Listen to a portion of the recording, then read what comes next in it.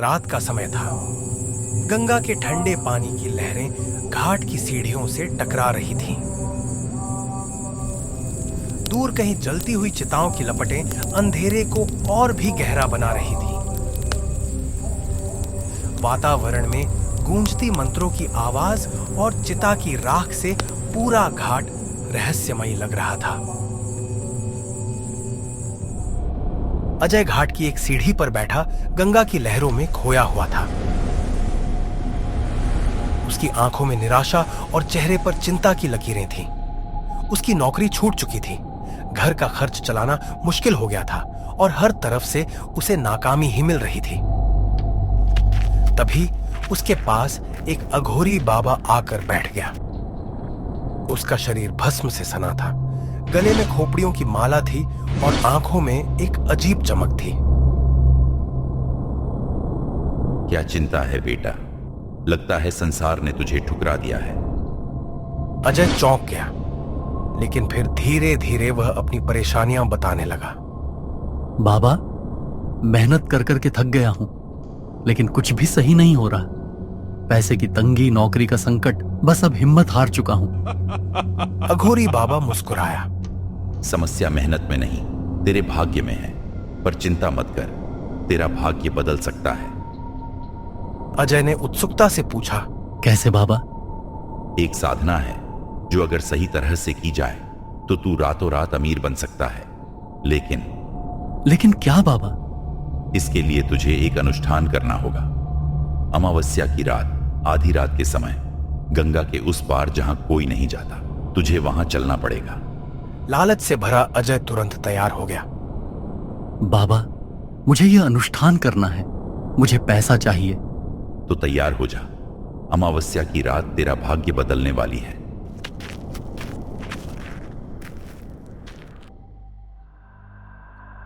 अमावस्या की रात, गंगा के उस पार, ठीक रात के 12 बजे अजय नाव से गंगा पार कर उस रहस्यमयी जगह पहुंचा।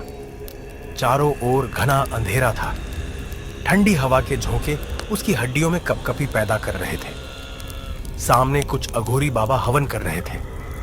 हवा में राख और लोबान की गंध थी। अजय की नजरें एक विशाल आग पर पड़ी, जिसके चारों ओर अघोरी नृत्य कर रहे थे। वे किसी गहरे रहस्यमयी मंत्र का जाप कर रहे थे। अचानक वही अघोरी बाबा सामने आया। आज हम कर्ण पिशाचिनी को बुलाने वाले हैं। वह तुझे शक्ति और धन देगी, पर 3 वचन देने होंगे। अगर तूने इनमें से कोई भी तोड़ा तो तेरा विनाश तय है। अजय थोड़ा डरा, लेकिन लालच ने उसे मजबूती दी। मैं हर वचन मानूंगा। अघोरी बाबा ने हवन कुंड में कुछ अजीब सामग्री डाली और मंत्र पढ़ने लगा। अचानक तेज हवा चलने लगी।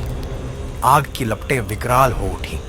चारों ओर एक अजीब सी ऊर्जा फैल गई और तभी आग के बीच से एक स्त्री प्रकट हुई। वह अत्यधिक सुंदर थी, लेकिन उसके लाल जलते हुए नेत्र किसी दैवी शक्ति से कम नहीं थे। उसके काले बाल हवा में लहरा रहे थे और वह धीरे धीरे अजय की ओर बढ़ रही थी। अजय उसे देख मंत्रमुग्ध सा खड़ा रह गया। क्या तुम तैयार हो? अजय ने सिर हिलाया। तो सुनो, तुम्हें 3 वचन देने होंगे। पहला, मेरे अस्तित्व के बारे में किसी को नहीं बताओगे। मैं वचन देता हूं। दूसरा, मुझे अपनी पत्नी की तरह मानोगे और सिर्फ मुझे ही संतुष्ट करोगे। मैं वचन देता हूं। तीसरा, कभी भी मेरी बात नहीं टालोगे और मुझे छोड़कर नहीं जाओगे। मैं वचन देता हूं। अजय बिना सोचे समझे हां कह दिया। कर्ण पिशाचिनी ने हवा में हाथ घुमाया और अचानक हड्डियों की एक माला प्रकट हुई। उसने अजय के गले में डाल दी। अब वह उसका था और वह अजय की हो चुकी थी।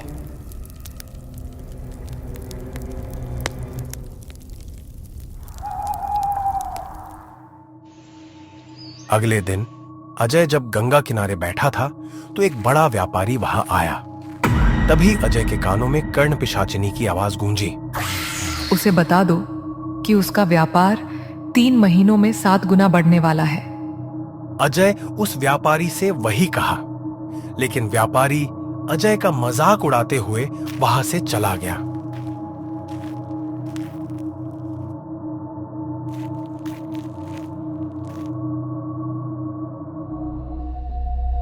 3 महीने बाद जब व्यापारी को सच में सफलता मिली तो वह दौड़ा दौड़ा अजय के घर आया और उसे नोटों से भरा बैग देकर बोला, बाबा, आपकी भविष्यवाणी सच हो गई।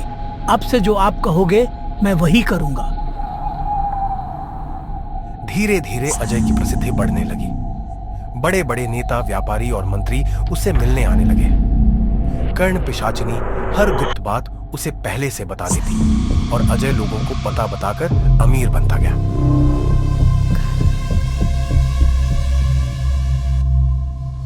लेकिन अब वह बदल चुका था।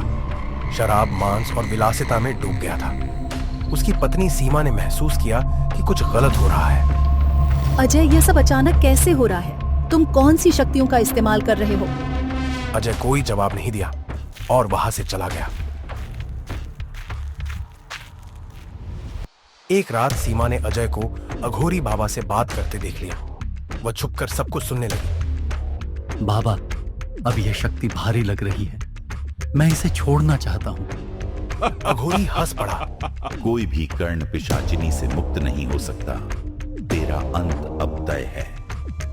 सीमा कांप उठी और तभी कमरे में अंधेरा छा गया। कर्ण पिशाचिनी की लाल आंखें चमक उठी। तूने मुझसे किया वादा तोड़ने की सोची भी कैसे? तूने मेरा वचन तोड़ा है, अब इसका परिणाम भुगत। इतना कहकर वो जोर जोर से अजय के कानों में हंसने लगी और चीखने चिल्लाने लगी। अजय अपने कान बंद कर लिए, लेकिन उसकी हंसी की आवाज इतनी जोर जोर से अजय को आ रही थी कि अजय के कानों से खून निकलने लगा और वह वहीं बेहोश होकर नीचे गिर गया।